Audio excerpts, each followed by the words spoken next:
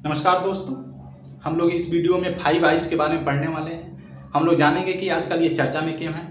हम लोग ये भी जानेंगे कि 5 आइज़ की उत्पत्ति कैसे हुई और इसके उद्देश्य क्या हैं और इससे संबंधित चिंताएं क्या हैं। हम लोग ये सब जानने से पहले हम लोग ये जान लें कि ये चर्चा में क्यों है।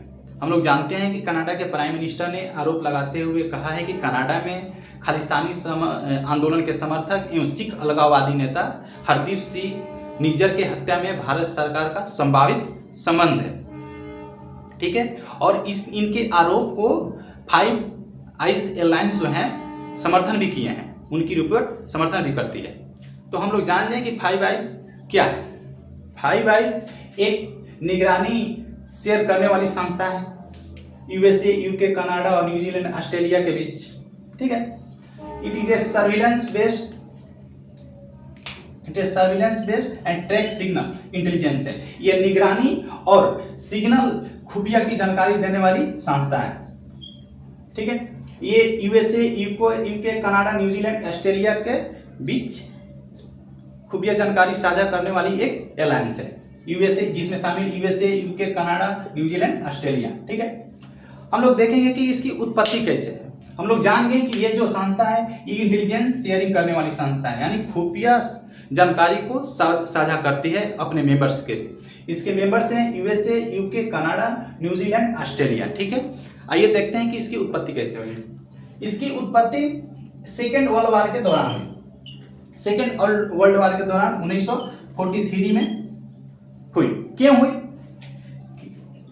The two countries which had deciphered German and Japanese code during the war.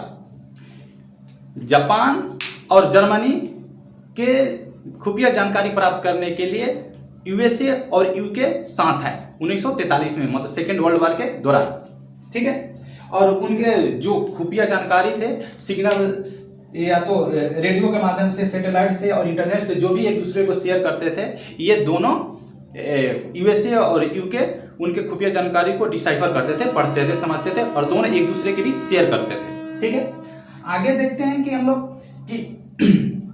कि इस एलायंस का यूएसए और यूके ने एक 1946 में औपचारिक रूप से सहमति जता दी। इस मतलब कि फॉर्मल रूप से सिग्नेचर कर दिया, जो ब्रूसा बना, मतलब कि एक औपचारिक संस्था अस्तित्व में आ गई, ब्रूसा 1946 में।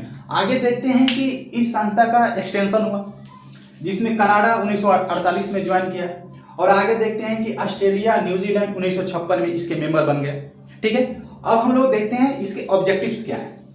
अब हम लोग ऑब्जेक्टिव पे बात करेंगे कि इसका ऑब्जेक्टिव्स क्या है। काउंटर टेररिज्म, आतंकवाद को काउंटर करना।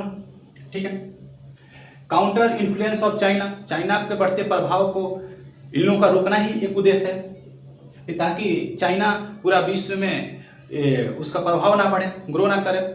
ठीक है, ओशियन एंड मैरीटाइम सर्विलांस, समुद्री निगरानी रखना, जानकारी रखना, कोई गुप्त जानकारी एक दूसरे के बीच साझा करना। डिफेंस इंटेलिजेंस, रक्षा या सुरक्षा से संबंधित कोई खुफिया जानकारी को अपने मेंबर्स के बीच साझा करना। मेडिकल इंटेलिजेंस, मेडिकल के क्षेत्र में जानकारी साझा करना। काउंटर स्पाइंग, कोई जासूसी कर रहा है तो उसको काउंटर करना, कैसे काउंटर किया जा सकता है। मान लीजिए USA, United kingdom, Australia, New Zealand, Canada के भी तो कोई जासूसी कर सकता है, तो उसको भी काउंटर करना।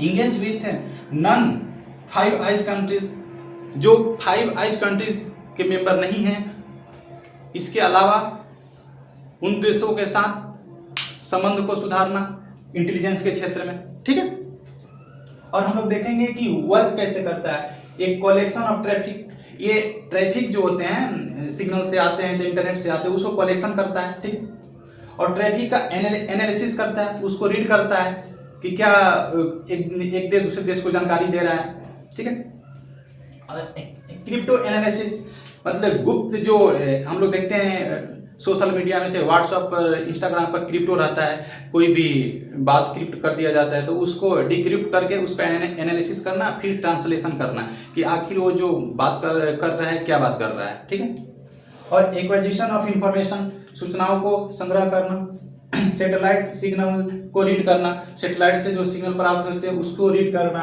रेडियो जो से सिग्नल जो प्राप्त करते हैं उसको रीड करना, इंटरनेट रिलेटेड जो भी जानकारी होते हैं उसको रीड करना। अब ये सब जो हम लोग जानेंगे कि ऑब्जेक्टिव्स क्या हैं और वो किस कैसे काम करते हैं, और इनका क्षेत्र भी बांटा हुआ है। ये जो मेंबर्स हैं USA, United kingdom, Australia, Canada, New Zealand, इनका अपना अपना क्षेत्र भी बांटा हुआ है। हम लोग देखते हैं यूएसए का नॉर्थ चाइना और मोस्ट ऑफ एशिया, एशिया के ज़्यादातर भाग यूएसए के अंदर में आते हैं, और नॉर्थ जो उत्तरी चाइना है वो क्षेत्र भी यूएसए के अंदर में आते हैं। उस क्षेत्र से संबंधित जो भी खुफिया जानकारी होगी वो यूएसए एक दूसरे के बीच, मेंबर्स कंट्री के बीच साझा करता है। फिर हम लोग देखते हैं कि ऑस्ट्रेलिया साउथ चाइना और इंडोनेशिया से संबंधित जो भी सूचना होती है, जो भी खुफिया जानकारी होती है, अपने देशों के मेंबर्स कंट्रीज के बीच साझा करता है। न्यूजीलैंड देखते हैं कि पश्चिमी पैसिफिक, वेस्टर्न पैसिफिक की जानकारी देता है। यूनाइटेड किंगडम अफ्रीका और रशिया के कुछ भाग से संबंधित जो भी खुफिया जानकारी होती है एक दूसरे के बीच साझा करते हैं। और कनाडा देखते हैं कि जो पोलर रीजन है, नॉर्थ पोलर रीजन, रशिया से रिलेटेड जो भूभाग है उससे संबंधित जो भी खुफिया जानकारी होती है ये देश एक दूसरे के बीच साझा करते हैं। हम लोग देख लिए कि मीनिंग क्या है, क्यों चर्चा में था, ओरिजिन कैसे हुआ, इसके ऑब्जेक्टिव क्या है, इसके वर्क कैसे करते हैं। हम लोग देखेंगे इनके एरिया डिवाइड है, और हम लोग ये भी जानते हैं कि कुछ कंसर्न है। कंसर्न इसलिए प्राइवेसी और सिक्योरिटी के लेकर कंसर्न अन्य देश जता रहे हैं कि प्राइवेसी के लिए खतरा है, सिक्योरिटी के लिए खतरा है, और जो इनका काम करने का तरीका है किसी को पता नहीं है कि कैसे काम करते हैं। ठीक है, तो ये सब जो है इससे यही सब कंसर्न के मुद्दे हैं। Thank you.